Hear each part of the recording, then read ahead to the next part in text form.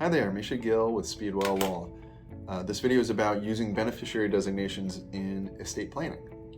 So a beneficiary designation is a form associated with a particular asset that allows you to name one or more beneficiaries who will inherit that asset upon your death. Beneficiary designations only apply to assets that have that legal paperwork associated with their ownership and are arguably the simplest form of estate planning. At its heart, a beneficiary designation is a contract that you establish with the custodian of that asset.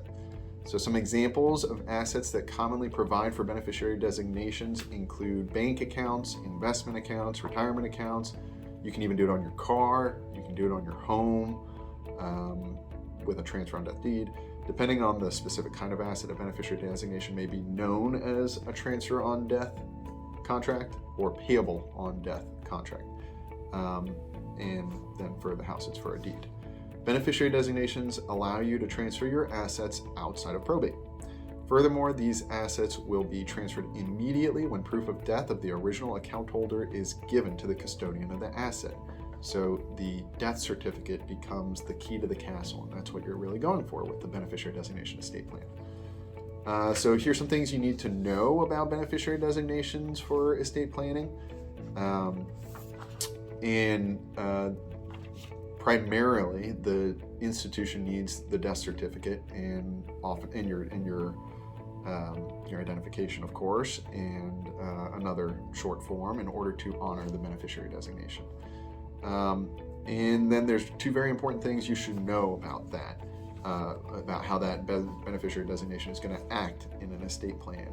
So a beneficiary designation is going to control even over the terms of a will or a trust, and that's the most important salient fact to know about them, because it's a contract that you make during your life that supersedes all other contracts. A will only goes into effect at your death, and a trust term only applies to an asset that specifically says the trust term shall apply to it.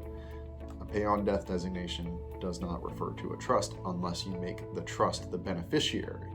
And that's very commonly what we advise our clients to do, so that you can set it and forget it, and knowing that the terms of the trust, if you ever want to make a change to your estate plan, you just change the terms of the trust. You make a trust amendment. That way, the same terms apply uniformly to all of your assets.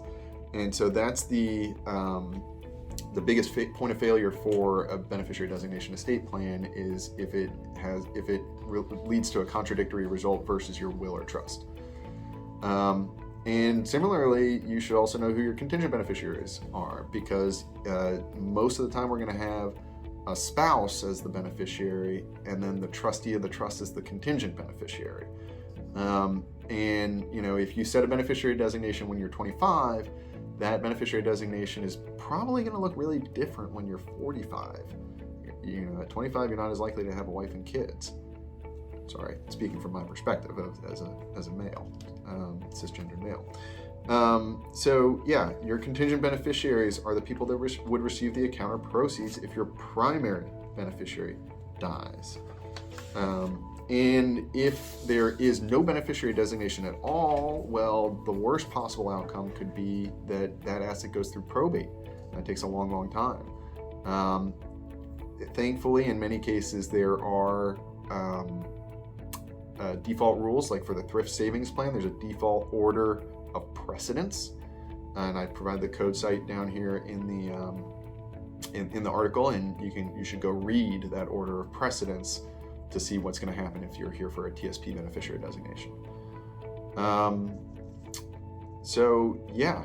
That's what you need to know about beneficiary designations in an estate planning context.